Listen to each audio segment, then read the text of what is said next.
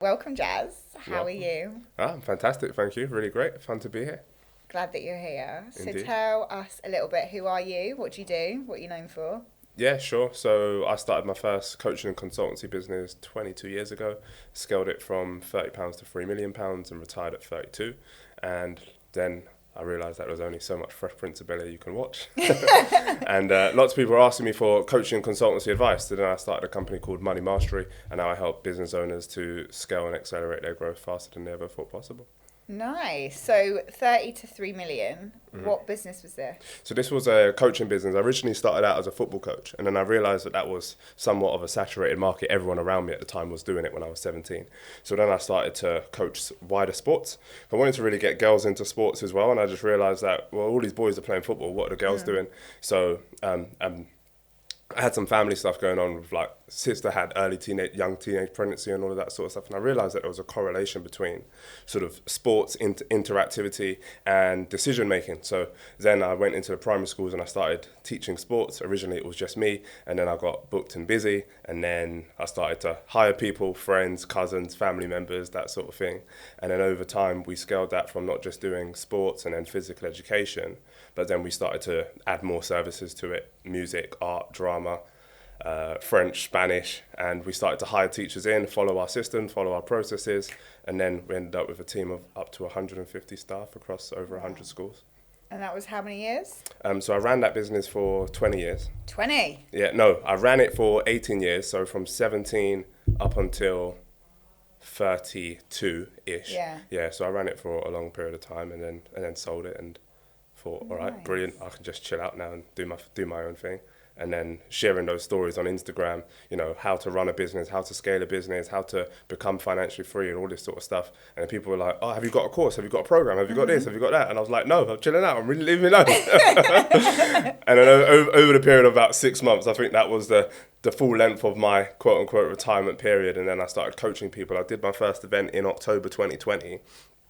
And I had 30 people on a Zoom call, and we did 3 weeks. And after week three of those people that attended said, Jazz, I did what you said. I've made an extra 30 grand. Thank you so much. Nice. So I was like, cool, It works. Yeah, it works. And believe it or not, I charged them 97 quid to attend. So that was like crazy. That was like a light bulb moment for me. It's like, boom, I've got something here. And Yeah. really, I want to help more business owners, more people become financially free and financially successful. So let me put on some more programs. And since then, we've scaled it, we've developed it, and we've helped over 1,000 business owners to scale their businesses significantly. And it's been really fun. Wow. Okay. So let's go back to your consultancy business in football, because I know that we were talking about this before camera, weren't we? About, like, even me in business right now. So I've been in my industry for 15 years, and I'm like, where am I going? Like, when is this going to stop? Is there going to be some, like, I haven't put that kind of break in, or I didn't build to sell. That wasn't my intention at the beginning. And I'm guessing yours was a similar journey, in that you just kind of fell into doing what you're doing. Indeed, yeah. And 17 years later, you're like, wow. Yeah. So what was that journey like from when you started to, Yeah. like, building that momentum to actually then making that decision to want to change? Yeah, it was, first of all, it was fantastic because it was me building a team organically. It was me learning everything that I needed to learn. Everything was kind of a step-by-step process. First, I had to learn about sales. First I had to learn about how to coach basketball, because I had no clue at the beginning, right? Yeah. I was just a football player when I was young. And then I learned how to coach all these different sports. And then I learned how to coach it to other people so that they can do what I was doing. And then I had to learn sales. I had to learn marketing. I went off and learned recruitment. I learned all of these different skills. And then, getting to that point of selling it was like I had about 12 people in my office, and I just realized that actually this isn't where I wanted to be for this period of time, and I wanted to do something different. And I built as a business in order to be successful and do the things that I wanted to do. And then I was getting called into all sorts of corporate meetings that I didn't want to be in. I was like, I don't want to be here. And even though I had a commercial director, finance director, and an operations director, I was still getting dragged into various things. And at that particular time, being inexperienced, being at the age of about 27, I didn't know how to handle those situations as well as I do now. So I was like freaking out a little bit, and I was like, do you know what? Let me park this business off to the side and let me do something different. And I felt like we hit a capacity in that business where we couldn't take it any further at the time with the skill set that I particularly had as the founder. And I thought, you know what, now's a great time to actually sell it while it's going well, and do something different. Yeah, and I wonder how many people actually fall into that same thing of like you start doing something from a place of passion and then it grows and then you kind of make these decisions of what do I want to do next. And do you find that lots of people that come to you for kind of coaching and mentorship now, that's been a pattern for them? And is that an entrepreneur's journey generally, or? Sometimes it's completely different. Sometimes it's, I had a passion for this and I've now turned it into a business. What I found is very, very consistent is that they're very talented and skilled at the particular thing that they do. However, they lack the business acumen, they lack the sales processes, the marketing processes, the leadership processes to actually lead a team effectively so that that team becomes scalable and the company becomes scalable as well. Yeah. So what would you? So you've obviously got you had quite a people-heavy business. So how do you scale a people-heavy business? Replication. So it's all about systems and processes. Like for us, when we used to teach physical education, for example, we had a book on it. Everyone had to go through the book. Everyone had to go through the training process. Music was the same thing. We hired our first music teacher and I was like, you're good. Can you write a book on it? She wrote the book on it and then gave it as a guide to, and then we obviously partnered with that and co-wrote it together in some way. She did obviously the technical side of stuff. I did more of the oversight stuff to make sure that it was consistent with the brand and everything like that. And that's how you scale it, is by having those processes, having a guide, a manual, resource for them to follow, and then a training program for them to follow as well, so that everything is consistent throughout the team. Nice. Yeah. And so how do you now work with clients in what you've transitioned into? Yeah, so we run a 4-day accelerator program, which we just came off the back of. We had 14 clients in the room. This is where I coach, guide and mentor people in person on how to scale their businesses and give them all of the systems and processes to do it effectively. We had 14 people in the room, and one of them came to me on day one and said, I did your double your income in 35 days challenge masterclass online, and I've done it. I've doubled my income. Thank you so much. So that was a good start. And then that same person, she runs a cake baking business. She made 36 grand in 3 days. And over the course of the event, over the 4 days that we were together, the room made 155 grand from implementing what we were telling them to do. So what makes our event Money Mastery Live different is really we get them to implement in the room, and it's such an immersive experience that people are just like making money and doing deals and doing things that and increasing the value of their offer and doing things that they never thought was possible before. She went out and got she was selling like to individuals like cakes and all of that sort of stuff. I said, why are you not getting contracts? She's like, oh, well, I know this coffee shop. I was like, go and get a contract with them now. She's like, how do I price it? I was like, well, £1,000. So, we worked out and it's like £1,000 a month. So she ended up getting 3 contract worth £12,000 a year each. She ended up making 36 grand in the room. That's epic. So what you're saying there is a lot of the processes and systems or ways to implement strategy are actually similar across businesses, because you can take all of that and see how that can duplicate to that, duplicate to that. I talk about taking entrepreneurs from lost to found. So lost meaning LOST, lead generation, offer optimization, sales, and team scalability. Once you have those 4 processes in place, there's nothing stopping you from creating a £1 million empire and a multi-million pound empire as well.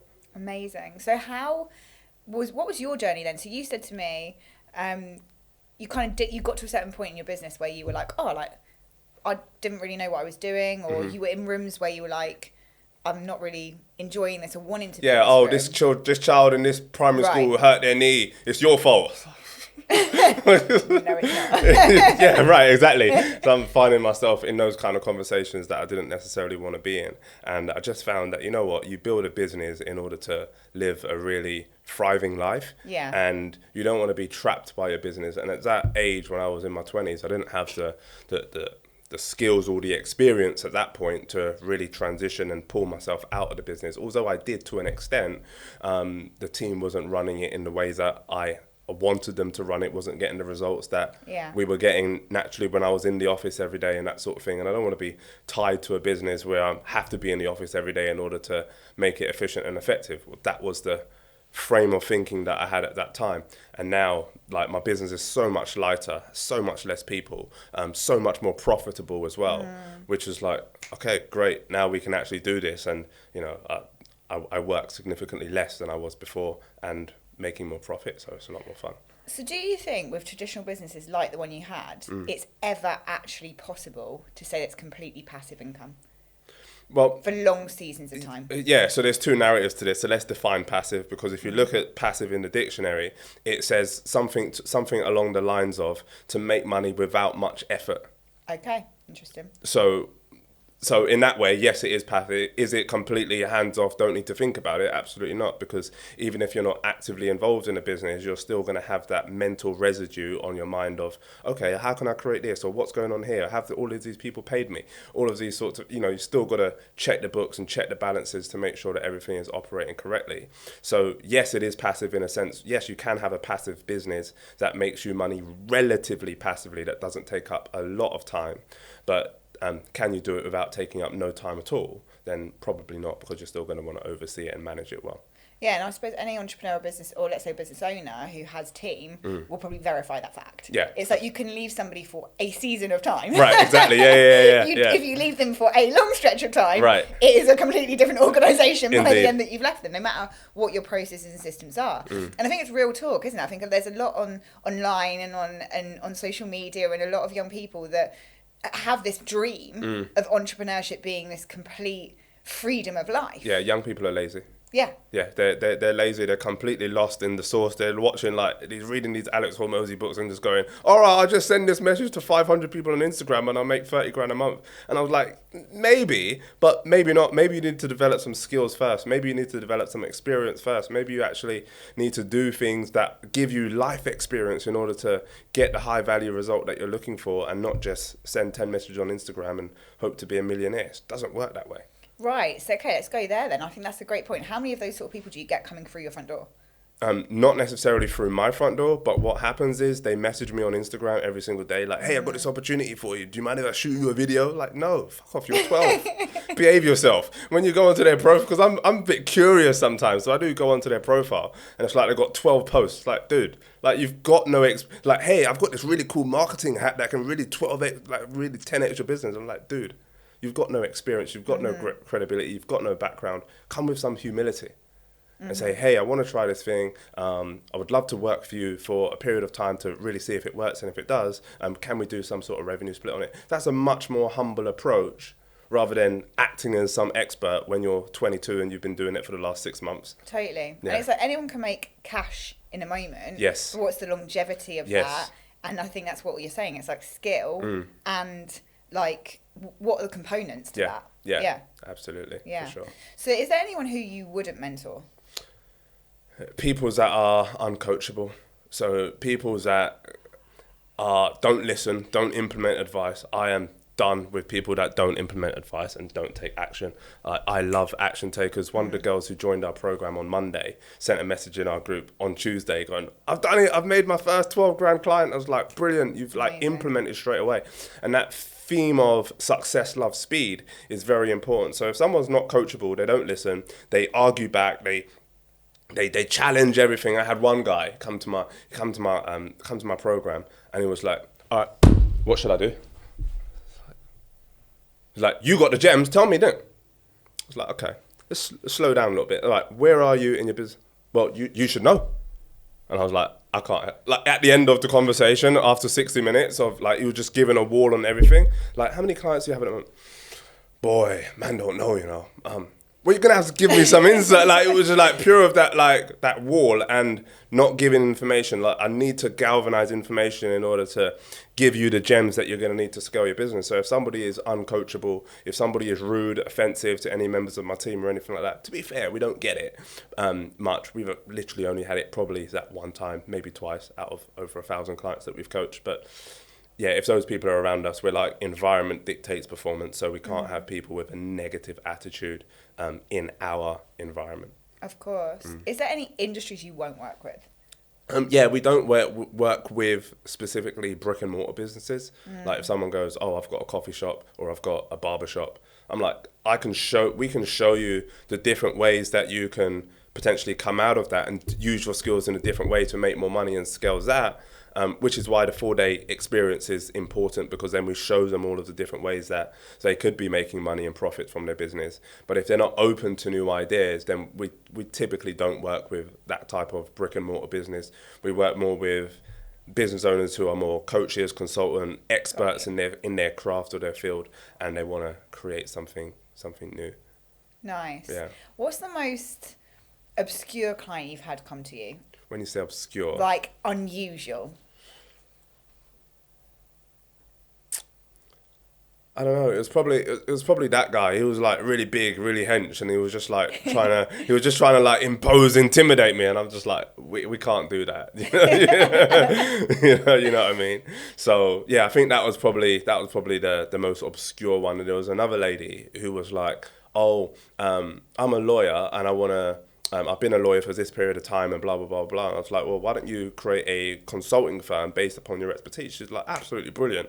And then she was like, oh, I'm so scared. I'm so nervous. I don't know how to charge. I don't want to charge anybody. And I was saying, this is how you can charge. This is how you can position it. This is how you can bring a mastermind together so that you're giving lots of people advice at the same time that's really valuable for them, really great for you, profit-wise, etc. And she was like, no, I can't charge. I can't. And then she just stayed in this realm of, I can't charge. I was like, well, we can't coach you. Wow. So that was pretty obscure. Yeah. Yeah, and unusual, right? Because she's come to you for that very thing. Right, exactly. But it was all mindset, and then we would coach her on the mindset piece. And she's like, okay, that makes sense. I'm going to do it. And then she'll come back 2 days later, and she was like, no, I can't do it. I'm too scared. And like, like there's, we can coach you as far as you're coachable, but you've got to be someone that can actually implement the advice as well. Yeah. And so, Judge, you are a strategist.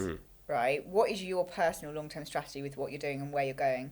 What, in terms of scaling this business? Scaling your business and your personal life as well, because I think you're making some moves right now, aren't you, with country shifting? Yeah. So, just bought a house in Dubai not too long ago, and that house will be complete in 3 years' time. So, really excited about that. And in terms of the business stuff, what I've been doing over the last 6 months probably is building up integrated partnerships within the business. So, right now, I'm delivering the live events. And then we have our academy, our 12-month coaching and mentorship program. So the way that I've positioned it now is actually one of our lead coaches is now going to start to deliver frames of those live events. So between now and 3 years, they will develop the skill set and the mastery to take full control of delivering those events while I'm in Dubai, and then I can fly back for some of the academy stuff. And then over time, we can just build that up so that the lead coach that's delivering the live training can also deliver the higher level stuff on the academy training, and then we just continue to grow and evolve it that way.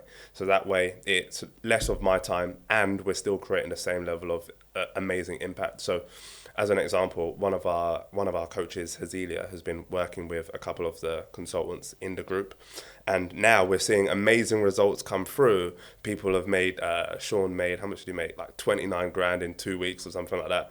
And people are making amazing results, and I'm not the person coaching them one-on-one. So I've removed myself now from doing the one-on-one stuff, and it's been absolutely amazing, because when you see the results coming through and it's not you, that's when you know you've got a proper business. Yeah, totally. So you've taught a system, and the system is working for you, not just you. Exactly. Yeah. Nice. Absolutely. And that's what I teach everybody, is to build a system that works that grows the business so that you don't have to personally do everything. Yeah. And once you have the right systems in place, it scales. Winning. That's it. So Dubai, why Dubai? It's opulence. I love opulence. I love things that are clean, tidy, professional, well looked after. And for people that are watching this that haven't been to Dubai, you need to just go. Like, stop listening to the news and, like people telling me, well, what if they cut off your hand? I'm like, listen, have you been to Dubai? And most people haven't been there, or they might have not have been there in the last 5, maybe 10 years. So their experience of it may have been back in the past. But Dubai is absolutely beautiful. Everyone is so friendly there, and so open-minded, so business-oriented, so growth-oriented. And I just love being around that culture of opulence and people that are ready to win, ready to take action, and ready to make the next moves. Yeah, I hear you. And I mean, this year I've launched a division of our company in Dubai, and every time I've said to people I'm going to Dubai, you always get these stories back, like, oh my God, is it not like this? And like, we're in alcohol sales, right? Like, it's good. We've got a business. We're trading. It's going well. There you go. Yeah. What do you mean? Like, and it's funny, isn't that perception that people have of that cultural shift? You've got to go. You've got to see it. You've got to experience it. So, was there anything in UK culture for you that turned you off staying here and like building your family here and having your family here? Yeah, it's going backwards. It's going backwards massively. All of the stuff that's going on in the schools, what's going on in the communities, and it's just like, People are so slow to move here and so slow to make a decision. If you look at the progression of the social economy over here, it's going backwards rather than forwards, and I don't like that feeling. And I don't think most entrepreneurs like that feeling. You are taxed like crazy over here, and you don't get necessarily a reward for it. So if you compare it to somewhere like Dubai, you pay what is the equivalent of council tax over there. I can't remember what they call it. But when you pay... tax, like sorry? 9% corporation tax. No, sorry, what's the word I'm looking for? Around the area, council tax. Got you. Yeah, so you pay council tax for your house. You don't know where that money goes. When you buy a property in Dubai and you pay the equivalent of council tax, they're like, yeah, we're going to look after the grass. You've got free gym access. You've got free access here. You've got free access over there. You've got the swimming pools. You've got the lakes. You've got the free cinema every week. You're like, all of this stuff. And you're like, right, now I can see where my money is going. And it's significantly cheaper based on the value that they're providing in your community hub in Dubai. Whereas over here, it's just like you pay your council tax, it's however much it is a month, and you have no idea where it's going. You're constantly driving around potholes, and like there's no accountability or responsibility. So it's a completely different environment and much more peaceful over there, I believe. Yeah, no, I'm with you on that. I'm with you on that. So what would you say are the fundamental things in UK culture that need to shift? The culture around entrepreneurship and the culture around business growth and development. I think so many people are sitting on their hands waiting for who's in government, who's going to help me. It's like, nobody. Bugger off. Focus on you. Focus on your entrepreneurial journey. Focus on your skill sets that you have if you're in a 9-to-5. Focus on maximizing them, becoming the best version of yourself in whatever it is that you do, whether it's a job or a business, and focus on elevating your career or your business. And so many people are even afraid to get the skill set to be able to do that. And people gotta like come out of that frame of, oh, I can't do it, and actually go, actually, I can. There's never been an easier time than any other time in human history to become a millionaire in the UK. But most people just don't take action because they're scared. They live in a fear mindset rather than a freedom mindset. So one of the girls that came to our event, Sabrina, she actually lost her job. So she messaged me and said, oh, I'm due to come to your event next week. However, I've just lost my job. They're going to cancel my contract at the end of August, and I don't know if I'm going to be able to upkeep and blah, blah, blah. So I need to refund. So I called her and I basically had a intimate conversation, and I was like, look, here's what we can do for you. So I positioned it. I allowed her to come to the event. She came to the event. When she came to the event, she's obviously got a property business, and we showed her some ways that actually she can scale it and start getting some mentoring clients and stuff like that. She made £19,000 in 3 days. Wow. All because she removes that fear, and I was able to help her put that fear aside and help her to show her some different ways that she can make some money. She already had the clientele. She already had the WhatsApp groups, the people messaging. Like, I got people messaging me on TikTok, and I'm charging them like £79 to book a call with me. And I was like, that's why you're not making any money. I said, get on the call with them and then sell them a much more higher package that's going to actually help them to get the result. She ended up selling £6,000 packages and sold 3 of them. I think one of them was at £1,000. She made 19 grand in 3 days, and she was like, boom, this is the start and the catapult for my new business. She never would have been able to do that if she stayed in her job. She never would have been able to do that if she just kept on focusing on the fear side of things rather than the opportunity. So I think people in the UK really need to focus on opportunity rather than fear. So you said that it's easier than ever to be a millionaire in the UK. Explain that. Yeah, we have more tools, more technology, if you think about, Sarah, when I was 19, 20, I was like, who can I look for inspiration and guidance? When I was in my 20s, the only person that I can see that was financially successful was those on Dragon's Den and Alan Sugar. That was it. And I can't see Alan Sugar on Instagram going, hey, here's how to grow your business, Mr. Rose. You didn't see that. Instagram wasn't a thing. YouTube wasn't really popular back then. So who could you go to for advice? Like, my biggest thing was, like Tim Campbell can do it. I can build a successful business. But he wasn't reachable at that time. Instagram, social media wasn't a thing. Now, I go onto my phone and I see experts talking about how to grow a business, giving ideas, giving sales strategies, offer strategies, all of these things. And I'm like, wow, this is all free. How are you not scaling? How are you not moving? And I know why. The reason why is because there's so many different options that people get confused. And that's where I believe that everybody needs a coach to actually guide them on what option is the right option for you based on your skill set, your experience, and what it is that you really want to do. Agreed. And I think it's also like stay in your lane. Yeah. Like I think sometimes the internet can become highly distracting because it's great that we have mentors. Yes. But what if you don't find someone that's in your industry or whatever, and then you start believing that you have to switch to this industry to make your money? It's like stay in your lane. And people don't understand nuance on the internet. There's massive nuance. So like what gets attention on Instagram and on YouTube is controversial comments. Don't do this, start doing that. Yeah. But that don't do this comment might be for 70% of people, but it might not be for you. Based on the size of your business, based on the industry that you're in. They're like, don't say this on a sales call, say this.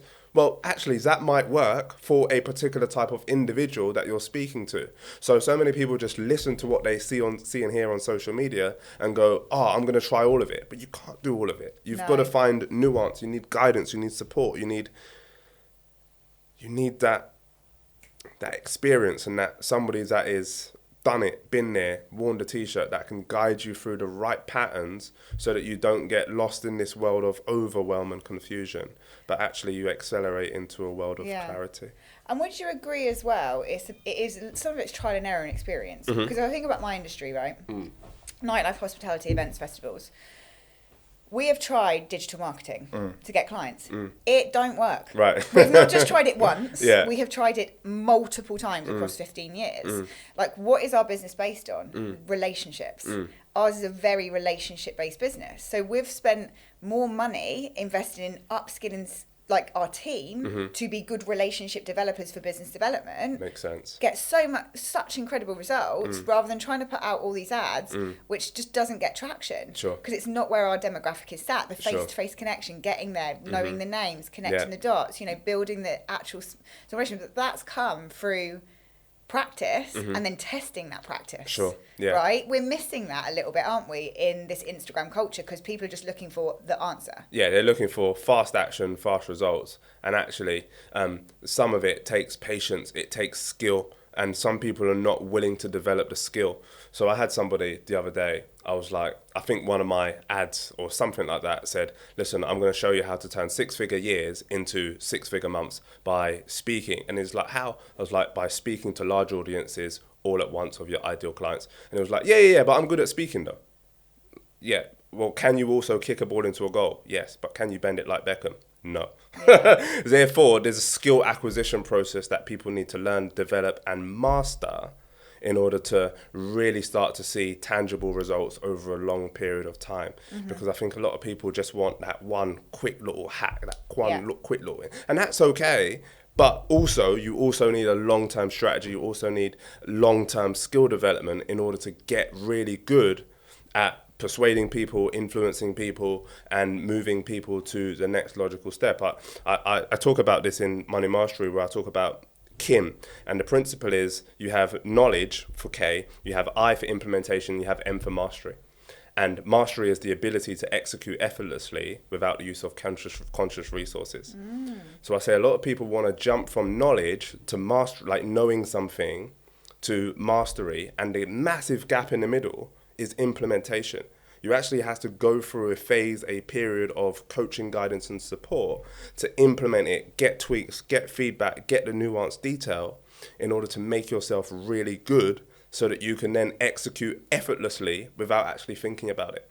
You can then actually present and persuade on a stage in front of 100 or 500 people, present a world-class opportunity for them and get a large percentage of them to move forward and take the next logical step, because you have implemented for a certain period of time and you've got that coaching, that support, that nurturing in order to do it really well in a relatively shorter space of time than you would have if you just tried to implement everything on your own. And I think a lot of people think that they're going to live until, well, the framing in their mind is like, well, I'm going to live to 195. Like, no, you ain't. You ain't got that long. You ain't got that long to try and work everything out on your own, by yourself, in a dark corner in your bedroom. It ain't gonna happen like that. You're gonna learn some stuff, but it might take you 40 years to actually get to where you want to get to. Or how about you get the right coaching, guidance, and support so that you can take that 40 years and shorten it into 1 year. Yeah. And also the credibility of time. Because you might get the coaching and the everything that you're sort of saying there, and time, when you're talking to someone, gives you credibility. I know the difference in pitching and positioning 15 years in to 1 year in. So it's also know where you're at. Yeah, absolutely. Like, be okay at 1 year in playing the underdog. Like, that's actually a really good position to play. Be humble. Go in with that. You know, really lead with that. 15 years in, you better be name dropping. You better be pulling out all the things, and it's a completely different conversation. Indeed. There's a if you're talking to someone who's on that level, also 15, 20 years in, you're just vibing on a different thing, because you've journeyed the same journey. But it's also knowing where you are and not trying to oversell yourself at that point in time, isn't it? Yes, and I teach a frame about using your vulnerability or using your weakness as your strength. So when people say to me, when people say to me, oh, I don't like social media, or I don't like being on camera, but I really want to sell this thing and market it and all that sort of stuff. So use that vulnerability as your strength. Say, hey, listen, I don't really love talking on social media, but I've got this thing and it's worked really well for me, and I just wanted to share how it might be able to help you. And I'm really sorry if I stutter or I stammer, but like, I'm just trying to, get my message out to you so that it can really help you and your family, if that serves you. That is vulnerability. That is like getting the audience in the palm of your hands. And I feel jealous sometimes because I can't do that anymore, because I'm not new. I'm not sensitive about being on social media. But if that is the case for you, use that vulnerability as your strength, because people are going to be like, oh, this person's so nice, they're so warm, they're so welcoming, they're so good to listen to, and they feel like they're connected to you in that point. So use that as your strength in order to accelerate through. Good advice there. So many gems there, right? So relationships, right? I know the provocateurs, we talk a lot about relationships, but we've also had loads of conversations around relationships and some massive gems. So you personally, Judge, you're in your kind of second family. And I remember you saying to me, you were like, when I first got with my missus now, you were like, I told her no kids. No kids. Absolutely, you weren't going to do it. None. Not having it. No, go away. No. Okay, so you were absolutely hell no. Yeah. You've just literally had a new baby this year, right? Congratulations. Yeah, thank you very much. How did this happen? Patience. She was very, very patient, and I think that's a frame that a lot of women are missing in the marketplace right now. So when she was just there playing with my younger children and all of that sort of stuff, and I think she knew deep down in her mind that it was going to happen, but I was just like 10 out of 10, absolutely not. And over time, I was just moving across the scale, if you like, to go, actually, might be a workable solution, might be a workable thing, might be something that we can do. And then I actually realized that the reason why I was and this was when I had J&C Academy, my previous company, the reason why I was so hung up about no was because it was all financial. It was all financial and time-based. I was like, I don't have the money for another kid. That was my frame of thinking. Not I don't have the money, but I want to live an opulent life, and I don't want to necessarily downgrade my lifestyle in order to have another child. I already had 2 amazing children. So with that in mind, when I decided, you know what, actually, if I sold this company, I can be a lot wealthier and I can have a lot more time. So actually, that works. If I sell the company, I have more money, I have more time, then great. Why could I not have a baby? So that was that opening. But she had to be patient in that process to actually allow me to reconsider my decision, rather than saying, you need to have a baby with me now, otherwise I'm out the door, because she would have been out the door. And I think a lot of people miss that. So I had a friend in not the same, but a fairly similar situation. And she was about 32, 33 at the time. She was like, and every phase of about 3 or 4 months, I would say, how's the relationship going? She'd be like, oh yeah, I've dumped him now, it's over. I was like, why? It was like, oh, well, I don't think we're aligned. I said, what do you mean you don't think you're aligned? It was like, well, I want to have kids, I want to have a family, I don't think he wants that, and he's 40 and he's just like dragging his feet. I said, well, he's a highly successful man. I think he's in the dental industry or something like that. So he's a highly successful man. I said, where you need to go, it's not that he doesn't want to have babies, it's that he doesn't want to feel pressured into having babies, and he doesn't want to feel pressured into you moving in and dominating his space that he's spent the last 5-7 years chilling out and enjoying his life. So what you've got to do is you've got to be really patient in that process. And over time, she was like, okay, cool, Jazz. I said, because she actually phoned me one time and said, I dumped him.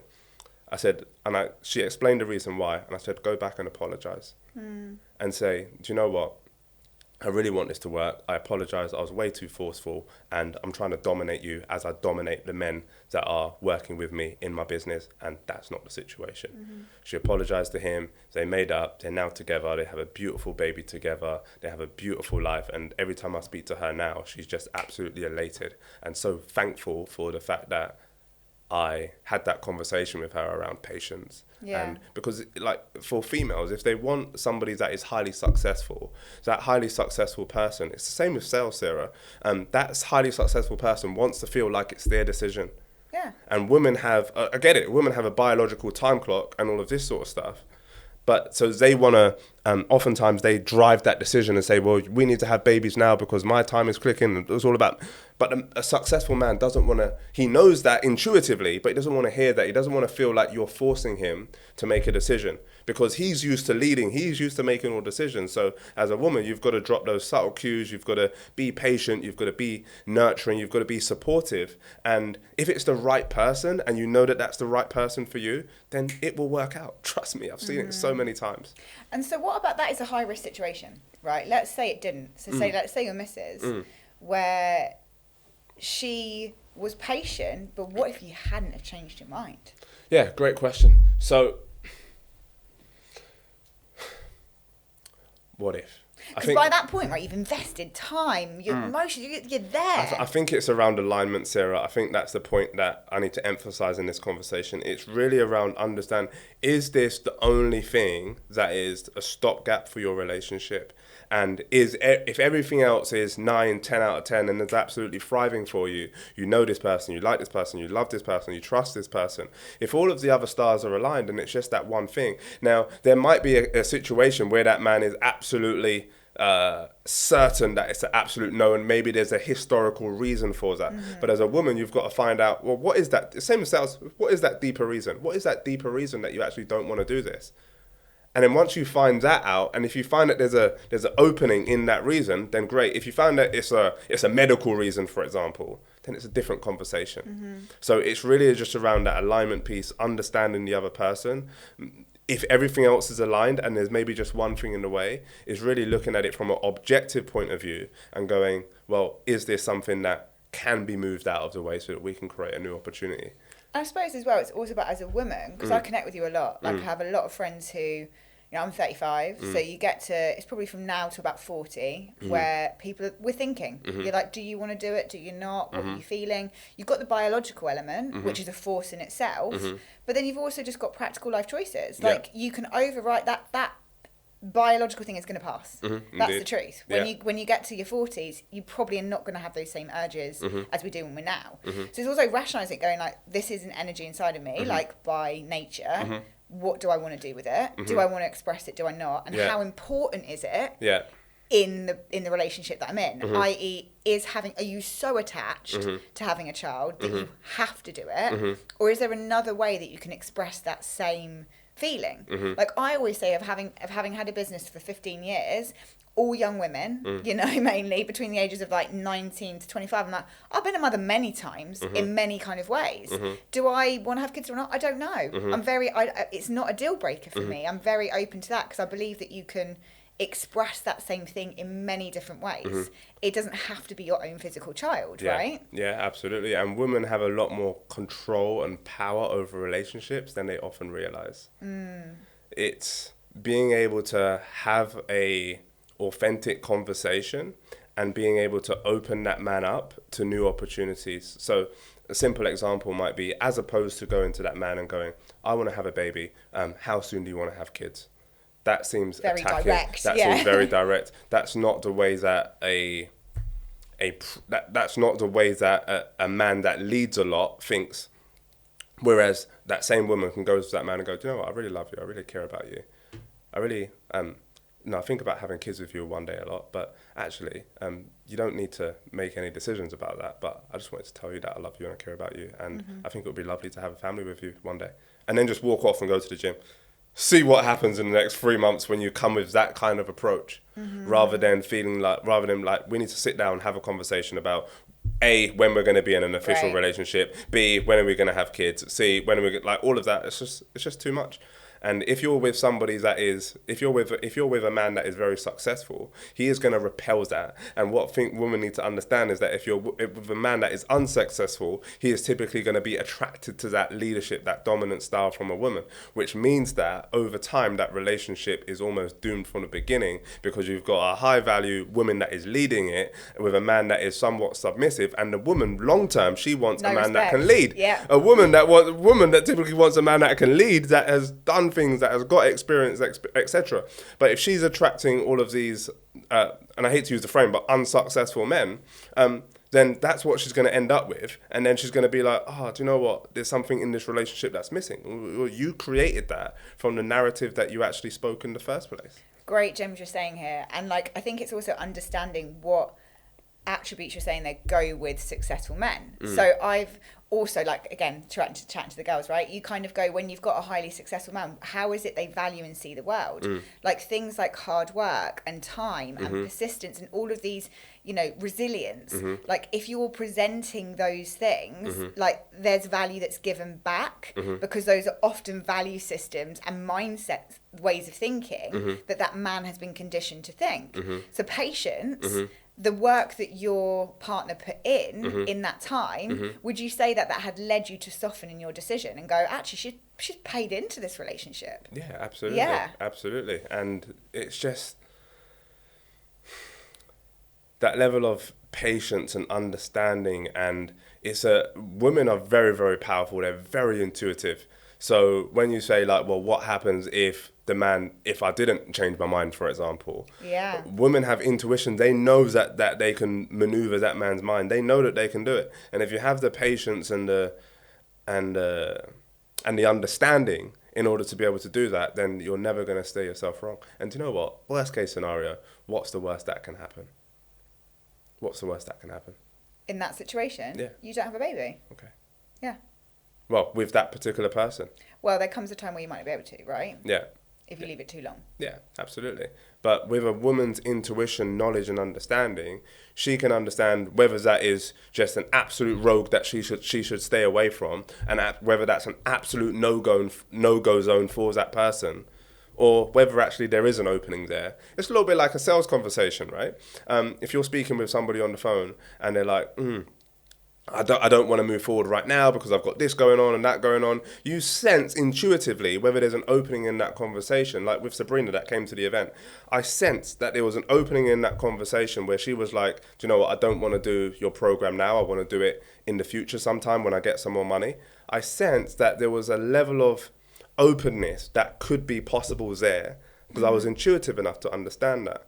And we ended up making an arrangement where she can come to the event, and then we would actually coach her on how to make the money back and all of that sort of stuff. So by opening that conversation using my intuition, I was able to then enroll her into the program and help her to get the result that she wanted.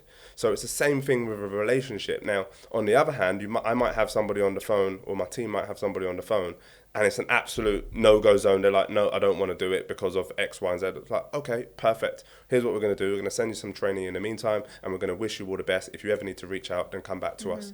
So you've got to know that intuitively, and that just comes from experience, conversation, and being really good at listening, really. Yeah. So let's put yourself right. Let's say a woman came to you and was like, I want to have kids, but I'm with this guy, not sure, you know. If push came to shove, would you coach her to stay with the relationship or move to choose someone who wanted to have a kid? Great question. A, it depends. And B, if it is the right person, as it was with my friend Jay, I knew it was the right person for her because she spoke so highly of him and she had a really good relationship with him. And first it was like, you know, the 3-month thing. Oh, we've been together 3 months and he's not moved me in. I was like, shut up, chill the hell out, you know. It was that kind of conversation. It's just like, well, we've been together 6 months and he's not moved me in, so I'm just moving on with my relationship. I said, chill out. Wow. Take it easy. And then it was like, oh, well, we've been together 9 months and he doesn't want to have a baby. It's like, chill out. Let him make that decision. Because I said the reason that he doesn't want to have a baby with you is because he sees you as too forceful. And he doesn't want to feel forced into doing something because you said so. So now, because it was the right person, i.e. there was alignment in all of the other realms of that relationship, then yeah, it's worked out for them and they've done amazingly well. And I think the same applies whoever you are. And isn't timing key? Like, you think about that, like, 3 months, that scares me. Like, saying, like, after 3 months moving, I don't want to move in with someone after 3 months. Exactly, Like, exactly. I'm like, maybe after a few years. Yeah, exactly. Like, time. Because actually that time allows you to take the distance, which allows all the feelings that need to come up and the things you need to bring forward to actually be spoken about. Yeah. You know, when you have distance from someone, you start to... If there's something niggly, there's always going to be a niggle with someone, right? Like, I quite like this or whatever. But you get to really ponder that and feel that and see that. If you move that quickly, I mean, that's like scary. Indeed. Give yourself time to reflect and analyse the situation, because when you take that time to reflect and analyse, it really helps you to open up and see things from a different point of view, a different perspective. Yeah. Yeah. So what do you think then successful women are not doing right in attracting successful men? They're being, typically what I see is they're being way too forceful, and they're going, I want a relationship with this type of person and I demand X, Y, and Z. I demand them to be 6 foot tall, make 6 figures, have a 6-pack, do all of this sort of stuff. And it's like, well, great. And where's the alignment here? Where do you want to add value? I think if a woman wants a highly successful man, she has to focus on, well, where do I actually add value to this person's life, and how do I actually soften that approach? Because if you're two highly successful people and then you are combating him and saying you shouldn't do this, you should do that, rather than coming in, you might get to the same result or look to get to the same result of actually changing that person's behavior. But how do you get to that result without sounding forceful, without sounding arrogant, without sounding like you're the boss and you're leading him? Right? Really So it's good. about asking intelligent questions rather than telling people what to do. And as a woman, if you ask those intelligent questions, hey babe, like where do you see our relationship going in the next 5 years? Like what do you want from a thriving relationship? And what do you want from a thriving relationship? What that does, that removes you out of the conversation, and now it creates a more objective conversation rather than, when are we going to get married? Because now that's all about you and what you want. Whereas if you look at it from an objective perspective, then you can actually have an open conversation with that person. I think transparency in 2024 is absolutely key, and it is missing from 99% of relationships. I agree. And also, wouldn't you also say, I think there's too much attachment to the things. So what I mean by that is, if you're in an absolutely loving, perfect, amazing relationship, why do you have to get married? Yeah, Like, right. why do you have to? Right. What is the drive in you? What is, if you ask yourself the question before putting that pressure on someone else, what is it about the marriage thing that is that important to you? Right. Is it that person you want, or is it the ideal? Because a lot of the time we're attached to ideals. Yeah. Like, I get the kids one is a biological thing, right? We're somewhat wired to reproduce, understood. But I think in certain other things, like living together, all this sort of stuff, it's going to shift something. Indeed. So there's something amazing about the fun, the spark, the I don't see them all the time. Yeah. Like, enjoy that time. I'm going to say something controversial. Go on. I think people in successful relationships, i.e. they have highly successful careers and or highly successful businesses, they should have at least 2 houses. I actually agree. I think when you come into a relationship as a successful woman and as a successful man, a woman should have her own property and a man should have his own property.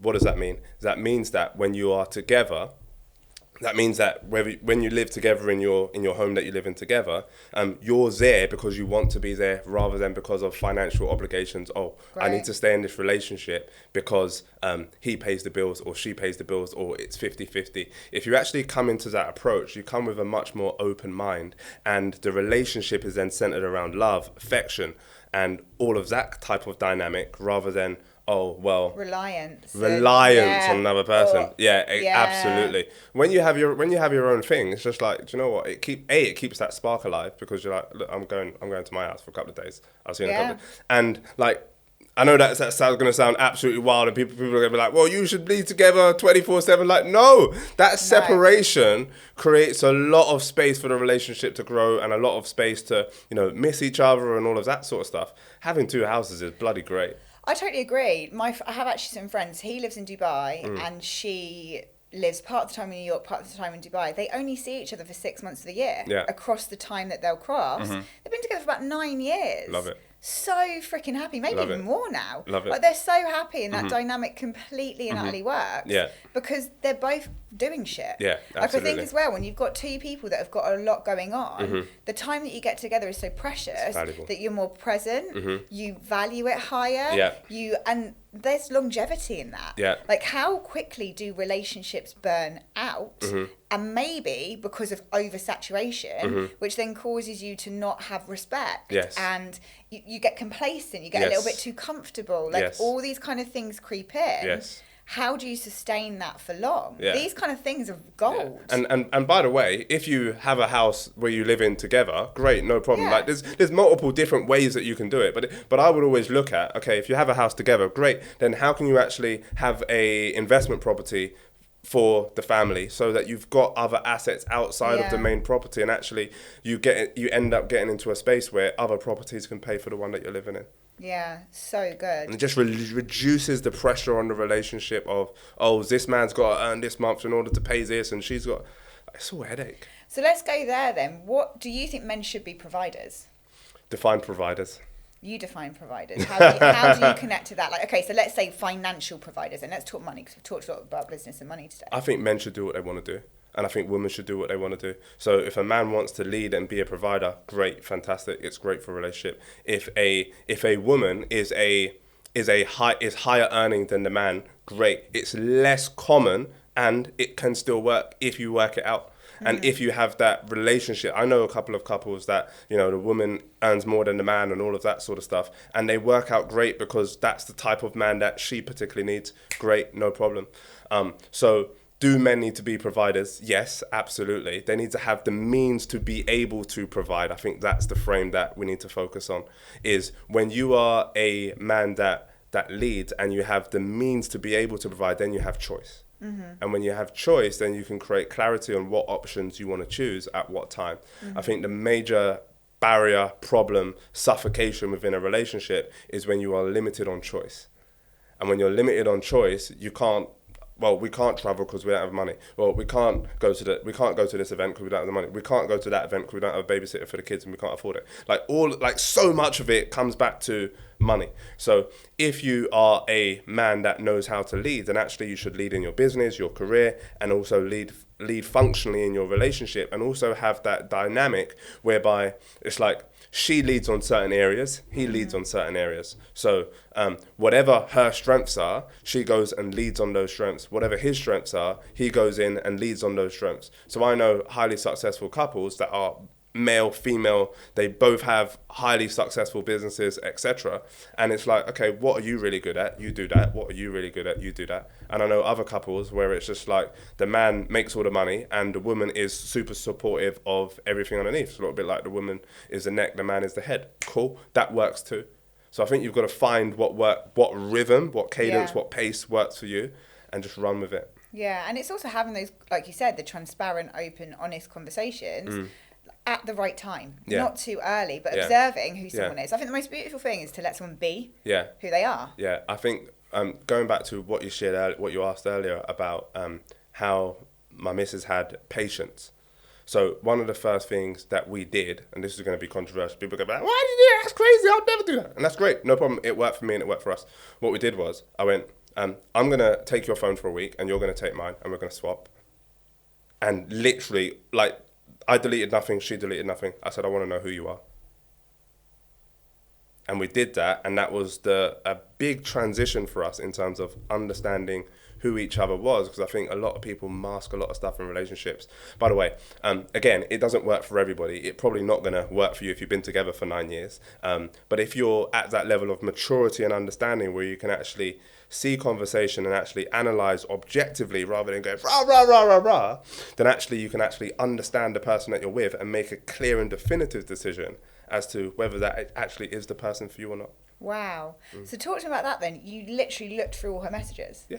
The way she communicated, who she'd speak to. Because I want to know. Amazing. I want to know what triggers her, what gets her angry, what makes her happy, what ex-boyfriends etc. are chasing after her. What are they like? What were those relationship dynamics like? All of that was there. I saw it all. I said fantastic, good. I'm clear. I now know what I'm getting myself into, and vice versa. And what's great about that is one can tell you, Yeah. but it's always going to be filtered. Mm-hmm. When you see it, Mm-hmm. observation is the biggest thing, Yeah. isn't it? And observation over time as Mm-hmm. well. Like Yeah. you really get to know someone when you see the same behaviour patterns Yes. or things, and then you can learn them. Yeah, Then you can learn how to be a good partner for them, right? That's the thing, and I think that's the difference. You can't do this if you are a emotionally triggered person that reacts to everything rather than responds. You won't cope with it. But if you're an objective thinker, if you're a leader in terms of the way that you think, then you can do that, and you can do that in order to serve the other person really well. So, for example, if I just giving a random example, if I read that string of messages and I know and I start to see patterns of what she gets excited about, what she drops those little love hearts, then I know I can use that to her advantage. I know that when she's upset, okay, trigger something different and then do that thing that she really likes. So I'm starting to get an understanding and starting to use those vulnerable moments in order to serve that person in the right way. Yeah. Yeah. And it's to actually, like you said, to support and have a supportive relationship, Yeah, right? for sure. And thrive. Yeah. So children, you've now got 3, Mm-hmm. right? What was your, like when you first had your first kids, were you intentional about that decision? Yeah, I said to myself when I was about 23, 24, I said to myself, I'm going to have my first child between the age of 28 and 31. And that's exactly what I did. I had my first boy at 28. Yeah. I think being intentional around, especially when you're in your 20s, being intentional around when you actually want to have children is key. And like when you do that, it just opens up so many opportunities for you to live the life that you want. And I really think that you should actually plan out it doesn't work for everybody, don't get me wrong, but really like plan out, how do you want your life to look? You know, when do you want to have children? And again, that little range was fitting for me, right? 28 to 31, maybe 32 at the latest. Get to a certain level of business acumen, business success, in order to then have the financial capability and the time to be able to serve those children in the way that I best want to serve them. So how much money do you think you need to have in the bank to have kids? Broke people shouldn't have children. Who's broke?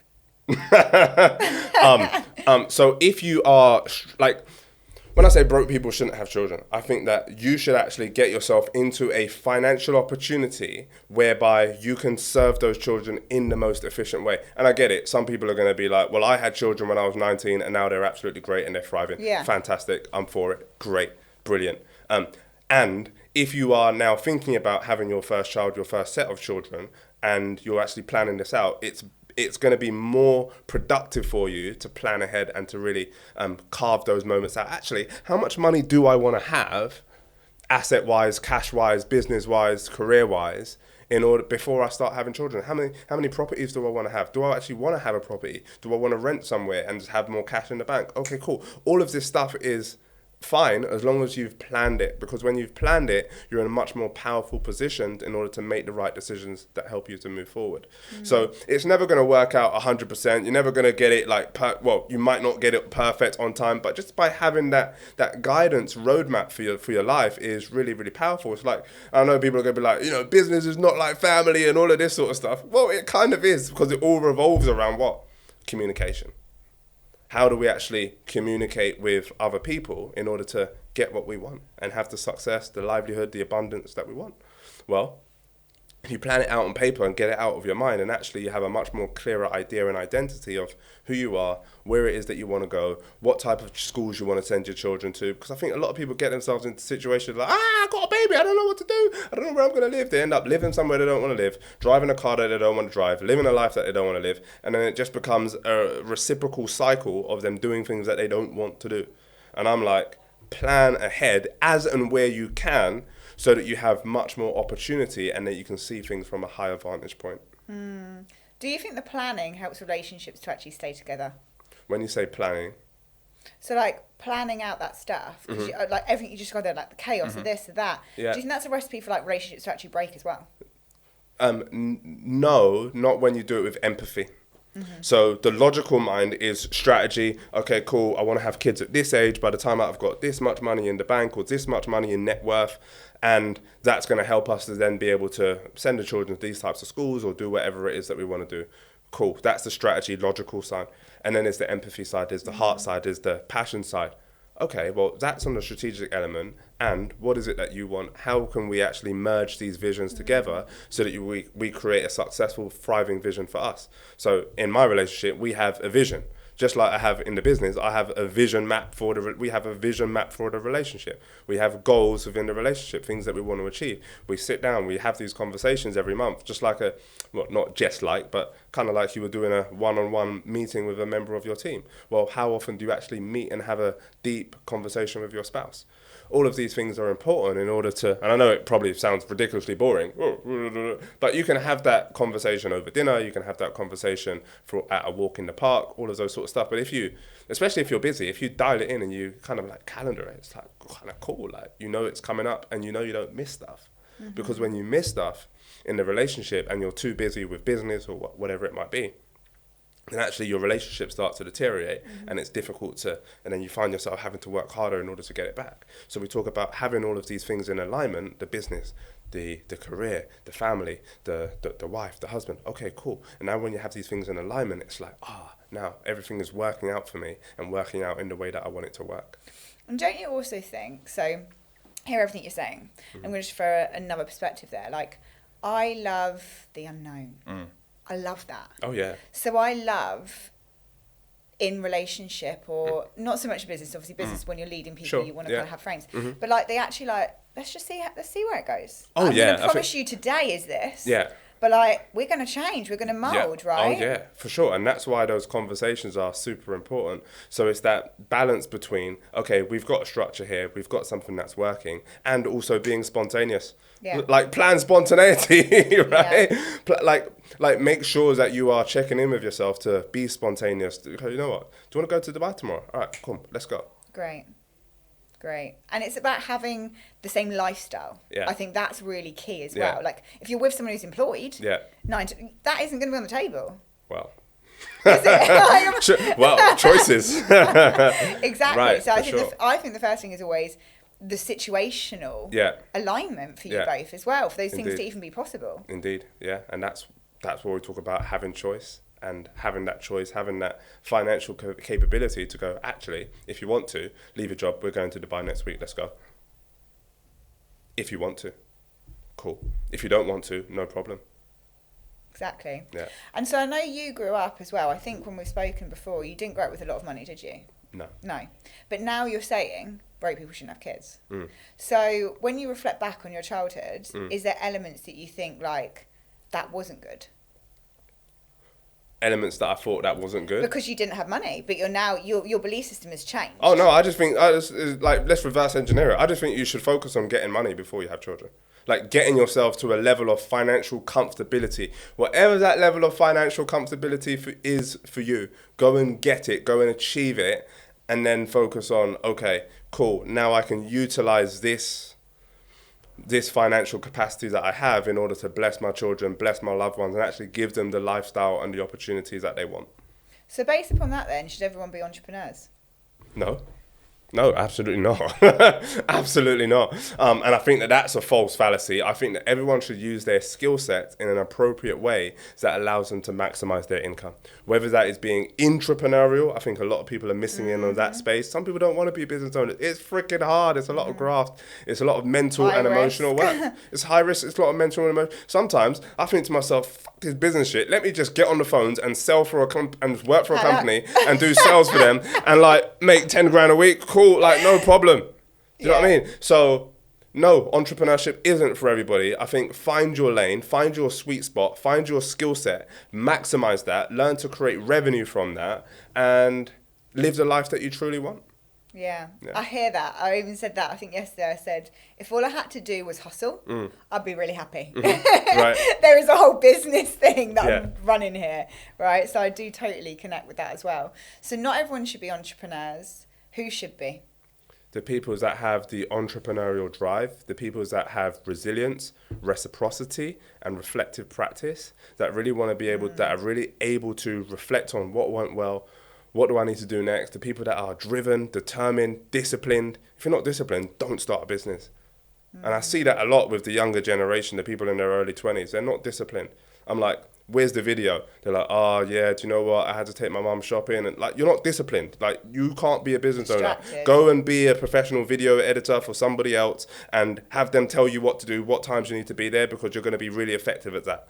So it's really about knowing who you are. And then if you are a driven, determined and disciplined person, then yeah, go and be a business owner. Nice. Right, Jazz. So we're going to round up. Is there anything you want to let the listeners know? Anything you've got coming up? Any ways that they can connect with you? Yeah, just message me on Instagram, and yeah, just say you listen to the podcast and you'd like to have a chat. Amazing. Yeah. Thank you so much for coming on. Perfect. Amazing. Yays.